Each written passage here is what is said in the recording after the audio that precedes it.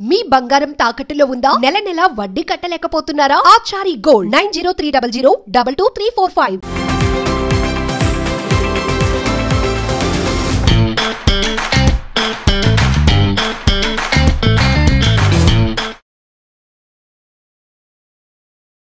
నమస్తే, welcome to magnet TV. నేను మీ కృష్ణవేణి.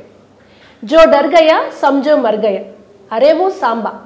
ఈ డైలాగ్స్ వింటే పవన్ కళ్యాణ్ గారు తీసిన గబ్బర్ సింగ్ సినిమాలో పాటల్లో డైలాగ్స్ లేకుంటే సినిమాలో వచ్చే డైలాగ్స్ అని ఇప్పటి వాళ్ళు అనుకుంటారు. కానీ ఈ గబ్బర్ సింగ్కి ఇన్స్పిరేషన్ అయిన షోలే సినిమా 1975 ఆగస్టు 15న రిలీజ్ అయింది. అమితాబ్ బచ్చన్ని చిరస్థాయిగా బాలీవుడ్లో రారాజుగా నిలబెట్టిన సినిమా ఇది. ఈ సినిమా 1975 ఆగస్టు 15 అంటే 50 సంవత్సరాలు పూర్తి చేసుకుంది. సినిమా విశేషాల్ని జర్నలిస్ట్ రైటర్ మహర్షి గారితో మాట్లాడదాం. ఎందుకంటే మహర్షి గారు షోలే సినిమా చూడని వాళ్ళతో ఫ్రెండ్షిప్ కూడా చేయడు, అంత పిచ్చే సినిమా అంటే. కనుక ఆయనే కరెక్ట్ పర్సన్, ఆయనతోటే మాట్లాడదాం. సార్ నమస్తే. నమస్తే సార్, అందులో విలన్ గబ్బర్ సింగ్ షోలేలో ఠాకూర్. గబ్బర్ సింగ్ అనే పేరుతో ఏకంగా పవన్ కళ్యాణ్ సినిమానే తీశారు. దానికి కొంచెం రిలేటెడ్ అయ్యి ఇంకా చాలా సినిమాలు కూడా వచ్చినాయి. సినిమా ప్రపంచాన్ని, స్టార్ హీరోల్ని కూడా ప్రభావం చూపించి వాళ్ళతో సినిమాలు తీసి డైలాగులు వాడే అంతే ఏం ఇంపాక్ట్ చూపించింది, అప్పటి వాళ్ళని ఎట్లా ఉర్రూతు చూపించింది ఆ సినిమా ఏంటి సార్ అసలు? ఇది 1975 ఆగస్టు 15 మీరు చెప్పారు. అప్పటికి మా వయసు 12 ఏళ్ళు. షోలే అనేది తెలియని కూడా తెలియదు మాకు. కానీ హిందీ సినిమాలు గురించి ఎంతో కొంత నాలెడ్జ్ ఉండేది. ఫస్ట్ టైము బళ్ళారి అని మా ఊరికి పక్కన వేశారు. దీన్ని వేయంగానే కొంతమంది కాస్త బళ్ళారితో పరిచయం ఉన్న పిల్లవాళ్ళు చూసేసి వచ్చారు. వాళ్ళకు కూడా పెద్ద అర్థమై వచ్చింది ఏమీ లేదు. కానీ వచ్చినప్పుడు ఒకటే కోతలు, షోలే అట్లా ఉంది, ఇట్లా ఉంది, గబ్బర్ సింగ్ అని ఏవేవో డైలాగులు చెప్తున్నారు. ఇంక అప్పటి నుంచి ఎప్పుడు చూస్తామా ఈ సినిమాని అంటే, నేను షోలేని చూడాలి అని డిసైడ్ అయినప్పటి నుంచి ఆ సినిమా చూడడానికి 1 ఇయర్ పట్టింది నాకు. దానికి కారణం మా ఊరికి వచ్చేవి కాదు కొత్త సినిమాలు. 2 షోలే సినిమా చూడడం కోసమే మా పక్కన ఉన్న చిత్రదుర్గం అని కర్ణాటకలో ఉన్న ఊరికి వెళ్ళాము. ఆ ఊరిలో మేము వెళ్ళిన రోజే సినిమా తీసేశారు. అటుపోయింది. మళ్ళీ బళ్ళారిలో వేశారని వెళితే బళ్ళారిలో విపరీతమైన బ్లాక్ నడుస్తూ ఉంది. మా దగ్గర అంత డబ్బులు లేవు బళ్ళారిలో. కాబట్టి ఆ బ్లాక్ టికెట్ కొనలేక వెనక్కి వచ్చాము. అట్లా ఆ సినిమా చూడడానికి 1976 వరకు వెయిట్ చేయాల్సి వచ్చింది. ఒకసారి చూసిన తర్వాత ఎన్నిసార్లు చూసాను గుర్తులేదు నాకు. చెప్తే నంబరు 1000 సార్లు చూసి ఉంటాను. 1000 సార్లు అనేది నంబర్ చాలా విచిత్రంగా ఉంటుంది ఎవరికైనా కూడా. లేదు సార్, మీ గురించి తెలిసిన మేము ఎప్పుడు షోలే గురించే మీకు ఆ పిచ్చి మేము చూస్తున్నాం కదా. అది ఎందుకంటే అది ఏందో ఒక మాయ, మెస్మరైజింగ్. ఈ యూట్యూబ్లు, ఈ సీడీలు, డివిడీలు ఇవన్నీ అందుబాటులోకి రాకపోతే చూసి ఉండేవాళ్ళం కాదేమో. ఎందుకంటే థియేటర్కి 1000 సార్లు పోవడం అనేది ప్రాక్టికల్ ఇంపాసిబుల్. థియేటర్ నుంచి ఎప్పుడైతే బయటకు వచ్చిందో సినిమా, బయటకు వచ్చి ఈ వీడియోలు ఇవన్నీ వచ్చేసాయో అప్పుడు చూడడం ఈజీ అయింది. ఇప్పుడు కూడా ఈవెన్ టుడే ఈ రోజు కూడా నేను షోలేలో ఏదో ఒక సన్నివేశము, ఒక పాట చూడకుండా నిద్రపోను. బోర్ రావట్లేదు సార్? బోర్ కాదు, అది ఎప్పుడు కొత్తగానే ఉంటుంది. నాకు ఎందుకు కొత్తగా ఉంటుంది నాకు కూడా తెలియదు. ఇది ఏమైపోయిందంటే ఈ పిచ్చి ముదిరి షోలే బ్యాచ్ అంటే షోలే గురించి మాట్లాడే వాళ్ళే ఒక బ్యాచ్గా ఉండేవాళ్ళం. మేము మాట్లాడేది మిగతా వాళ్ళకి అర్థమయ్యేది కాదు. షోలే క్యారెక్టర్ల గురించి మాట్లాడుకుంటూ ఉంటే మిగతా వాళ్ళకి ఏం పిచ్చా వీళ్ళకి అనుకునేవాళ్ళు. అదే అట్లనే షోలేని చూడని వాళ్ళు నా ఫ్రెండ్ లిస్ట్లో నుంచి డిలీట్ అయిపోయేవాళ్ళు. ఏం మాట్లాడతాం వాళ్ళతో? షోలే సినిమా చూడలేదంటే అనిస్టిక్ తెలియదు వీళ్ళకి అనుకునేవాడిని. అది ఈ 50 ఏళ్ళు తర్వాత కూడా మన ఇద్దరం ఇలా స్టూడియోలో కూర్చొని మాడుతున్నామంటేనే అది చాలా గొప్ప సినిమా. అంటే మాసు, క్లాసు, దానికి ఇది అది అని లేదు. అన్ని రకాల ఎమోషన్స్ ఉన్నాయి, అన్ని రకాల వాళ్ళని ఆకర్షించే సినిమా అది. దాంట్లో అమితాబ్ బచ్చన్, జయబాదురి ఒక జంట. అప్పటికి వాళ్ళకి ఇంకా సినిమా షూటింగ్ జరిగే నాటికి పెళ్లి కాలేదు. సినిమా షూటింగ్ తర్వాత పెళ్ళయింది. మధ్యలో పెళ్ళయింది. తర్వాత హనీమూన్ వెళ్ళిపోయారు ఆ సినిమా రిలీజ్ తర్వాత. ధర్మేంద్ర, హేమమాలిని తర్వాత రోజుల్లో పెళ్లి చేసుకోవడానికి ఈ సినిమానే కారణం. ఈ సినిమాలో బతికున్న వాళ్ళలో ఈ 4 కాకుండా రమేష్ చిప్పి డైరెక్టర్ ఉన్నారు. గట్టిగా ఒక 5-6 మంది కూడా లేరు. మ్యూజిక్ డైరెక్టర్ చాలా తక్కువ. బర్మన్ గారు ఎప్పుడూ పోయారు. సినిమా సంజీవ్ కుమార్ పోయారు, అమ్జద్ ఖాన్ పోయారు, అందరూ పోయారు. నిజానికి షోలే కథ కొత్తదేం కాదు. అంతకుముందు చాలా సినిమాలు వచ్చాయి. మ్యాగ్నిఫిషెంట్ 7 అని వచ్చింది, 7 సమురాయ్ అని వచ్చింది. తర్వాత హిందీలోనే కోటే సిక్కే అని అంత మునుపు 73లో 74లో వచ్చింది. తర్వాత వెస్ట్రన్ ఫ్రంట్ అనే ఇంగ్లీష్ మూవీ ఉంది. అనేక సినిమాలు వచ్చిన దాని మూలంలో నుంచి ఒక కథ తయారు చేశారు సలీం జావేద్ గారు. వాళ్ళిద్దరు జంట రచయితలు. వాళ్ళు ఏం చేశారంటే, ఒక పోలీస్ అధికారి తన కుటుంబానికి జరిగిన అన్యాయాని కోసం ప్రతీకారం తీర్చుకోవడానికి ఒక ఇద్దరు రౌడీలను తన ఊరు రప్పిస్తాడు. గబ్బర్ సింగ్ అనే ఒక బందిపోటు దొంగని ప్రాణాలతో పట్టుకోవాలి. ప్రాణాలతో పట్టుకుంటే వాళ్ళకి 50,000 రూపాయలు ఇస్తాడు. ఫస్ట్ సినిమాలో పోలీస్ ఆఫీసర్ కుటుంబాన్ని గబ్బర్ సింగ్ చంపేస్తాడు. ఆ పగతో పోలీస్ ఆఫీసర్ జైల్లో ఉన్న వాళ్ళని పంపిస్తారు కదా సార్? వీళ్ళు జైల్లో నుంచి బయటికి వచ్చిన తర్వాత పోలీస్ అధికారి వాళ్ళని నియమిస్తాడు.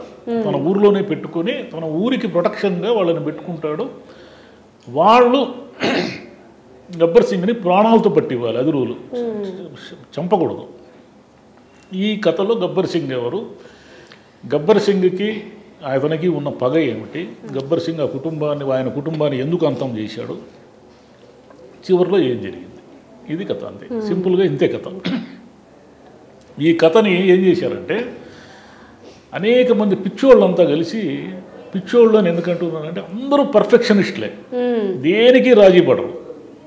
ఒక షాట్ కరెక్ట్గా వచ్చే వరకు ద్వారక్ దివేచ్ అనే ఆయన కెమెరామెన్ అంతే ఆ పడిగాపులు కాస్తూ ఉంటాడు. ఆ షాట్ వచ్చే వరకు ఎన్నిసార్లైనా తీస్తాడు. అట్లా టైప్ అన్నమాట. అంటే కేవలం జయబహదూరి ఒక దీపం వెలిగించే సన్నివేశాన్ని 6 రోజులు తీశాడు ఆయన. అలాగంతే, ఎవ్వరూ కూడా తగ్గేదే లేదు. రమేష్ సిప్పి అనే ఆయన ఏమిటంటే, ఏదో ఒక 2-3 కోట్లతో తీస్తామనుకున్న సినిమా ఎక్కడికో వెళ్ళిపోయింది. అది బడ్జెట్ ఓవర్ బడ్జెట్ అయిపోయింది. సినిమాకి ఫ్లాప్ టాక్ వచ్చింది. ఫస్ట్ వీక్ ఫ్లాప్ టాక్ రాగానే నిర్మాత దేశం వదిలి వెళ్ళిపోతాడని ఎయిర్పోర్ట్లో అప్పుల వాళ్ళు కాపలా కాశారు. వాళ్ళ నాన్న జీపీసీపీకి పారిపోతాడని అప్పుల వాళ్ళు కాపలా కాస్తే వీళ్ళు అందరూ షాక్ అయిపోయారు. అమ్జద్ ఖాన్ అయితే రోడ్డు మీదే బోరున ఏడ్చాడు, ఈ సినిమా ఫ్లాప్ అయిందని. అంటే ఇంకా తనకి భవిష్యత్తు లేదు అని అందరూ షాక్ అయిపోయారు. ఈ సినిమా పోయిందంటే పెద్ద సినిమా కదా, అప్పటికి 70mm స్టీరియోఫోనిక్ సౌండ్ ఈ దేశంలో ఎవరికి తెలియదు, కొత్తది, మొదటిసారి అన్నారు. అయితే జీపీసీపీ బెంగళూరులో ఒక డిస్ట్రిబ్యూటర్కి ఫోన్ చేస్తే అతను చెప్పాడంట, సార్ ఈ సినిమా ఎక్కడో తేడా కొడతా ఉందండి, ఇంటర్వెల్లో అసలు ఎవరు లేవడం లేదు పైకి, షాకింగ్గా అలాగే కూర్చుంటున్నారు, ఇది ఆడితే పెద్ద హిట్ సార్ అన్నాడంట.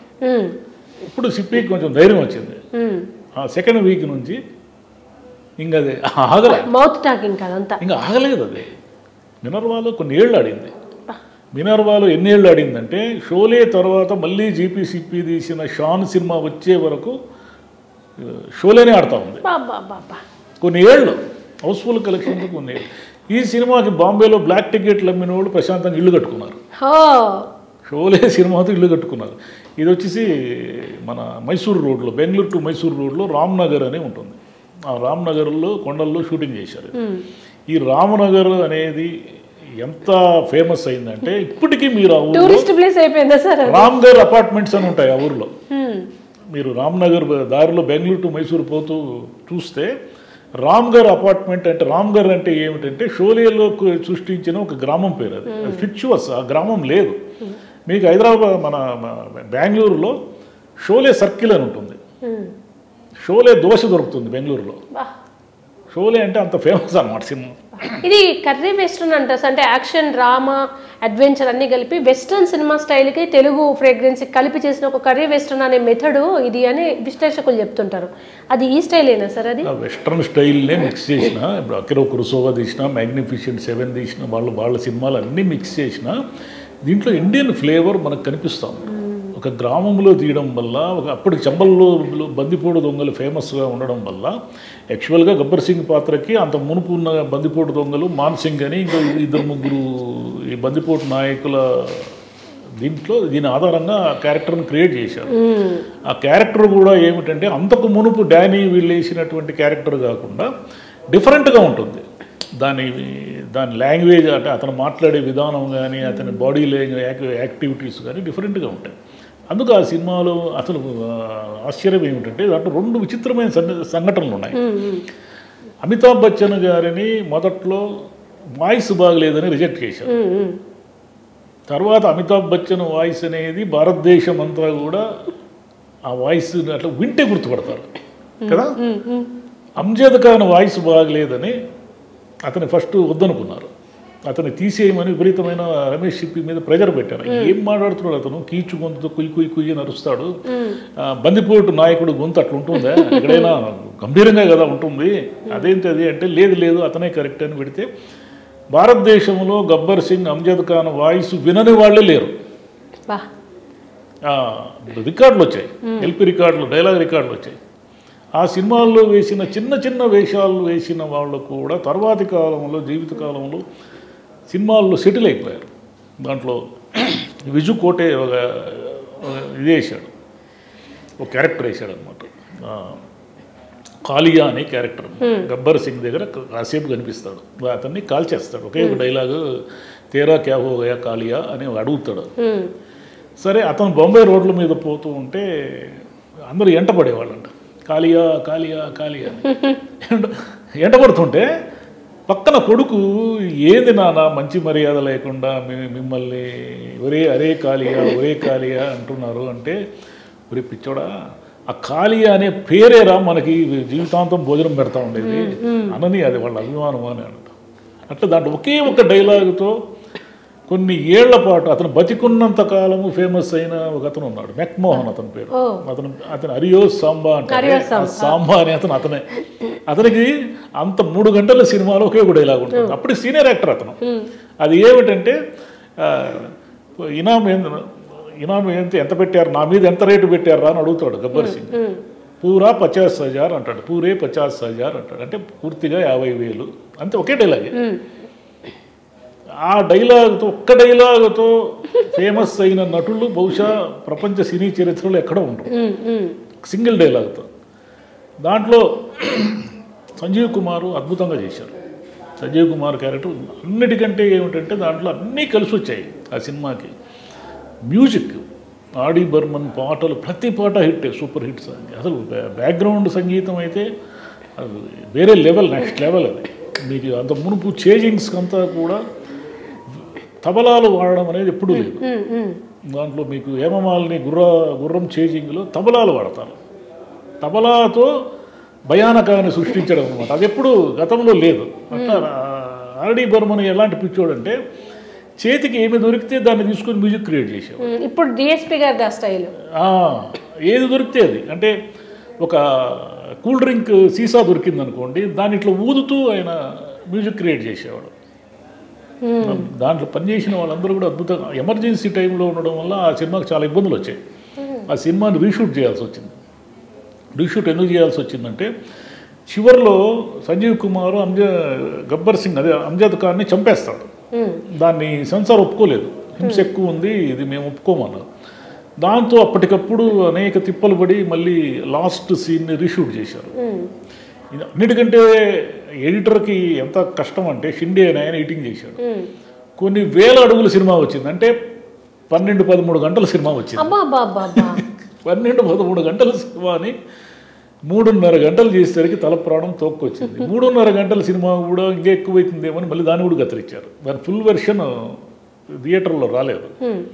ఆ సినిమాని మళ్ళీ 3D చేశారు, రకరకాలు చేశారు.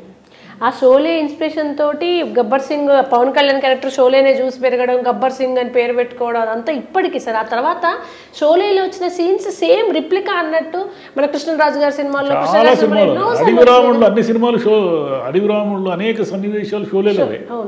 అడవిరాముడు అంత సూపర్ హిట్ సినిమా కదా, కనీసం 5-6 సన్నివేశాలు ఉన్నాయి షోలేని యాజ్ ఇట్ ఈజ్గా దించేసి. మళ్ళీ చెంపల్ బేస్తో వచ్చిన సినిమాలు అట్లాంటి ఏరియాస్లో వచ్చినాయి. అన్నేవే షోలేని ఇమిటేట్ చేసిన సినిమాలు ఎన్ని ఉన్నాయో లెక్కలేదు. షోలే అంటే షోలేలో మెహబూబా పాట పాడకుండా కచేరీ ముగించిన ఆర్కెస్ట్రానే లేదు. గబ్బర్ సింగ్ని ఇమిటేట్ చేయకుండా మిమిక్రీ ముగించిన ఆర్టిస్టులే లేరు. అంత ఫేమస్ సినిమా అది. 50 సంవత్సరాలు పూర్తయింది. మీలాంటి వాళ్ళు ఎందరో గుండెల్లో ఇంక ఇప్పటికి అట్లనే ఉంది. ఈ సినిమా గురించి మాట్లాడుకోవడం నిజంగా హ్యాపీగా ఉంది. మా తరాలు వెళ్ళిపోవచ్చు కానీ షోలే ఉంటుంది. షోలేకి పనిచేసిన వాళ్ళందరూ కూడా ఈరోజు కాకపోతే నెక్స్ట్ 10 years 20 years వెళ్ళిపోవచ్చు, కానీ షోలో ఎప్పటికీ బతికుంటుంది. ఇప్పుడు రీ రిలీజ్ సినిమా చరిత్రలో షోలో ఎప్పటికీ బతికే ఉంటుంది. ఇప్పుడు రీ రిలీజ్ ట్రెండ్ కనుక 4Kలో మళ్ళీ ఒకసారి థియేటర్స్లో రీ రిలీజ్ అవ్వాలని కోరుకుందాం. ఇప్పటి తరం కూడా చూసి ఎంజాయ్ చేస్తాం. ఎందుకంటే ఇప్పటి తరం ఎంజాయ్ చేసి సినిమాకు ఉండే లక్షణాలు కూడా అప్పటి సినిమా అయినా షోలో ఎంజాయ్ చేయొచ్చు. ఏ తరమైనా దానికి కూడా, ఎందుకంటే దాంట్లో ఉన్న ఎమోషన్స్ అలా ఉంటాయి. Thank you so much. Thank you.